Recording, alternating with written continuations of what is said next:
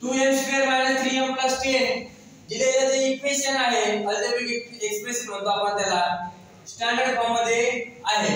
आता हा m - 5 आहे.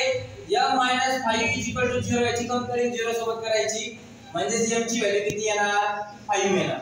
ठीक आहे. त्याच्यानंतर याचे कोएफिशिएंट घ्यायचे. काय घ्यायचे कोएफिशिएंट. याचा कोएफिशिएंट किती रे 2 - 3 + 10 अशी एक वर्टिकल लाईन ड्रॉ करा. नंतर हॉरिझॉन्टल लाईन ड्रॉ करा.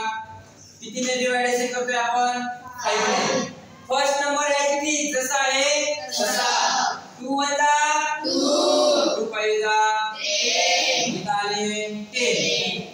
मग आणलो आता हे -3 आणि +10 मायनस प्लस किती साइन दिसतायत 2 7 कडे डिफरंट 3 म्हणजे त्यांची काय करणार आपण सबट्रॅक्शन. येणाऱ्या नंबरला रिटर्न नंबर साइन. पुन्हा 7 * 7 7 5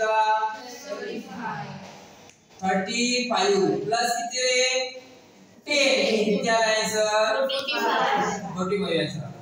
जे लास्ट आन्सर येतं त्याला आपण रिमाइंडर म्हणतो आणि हे जे आलेलं आहे त्याला म्हणतो क्वोशिएंट. पण हा लिहिताना कसं लिहिणार 2m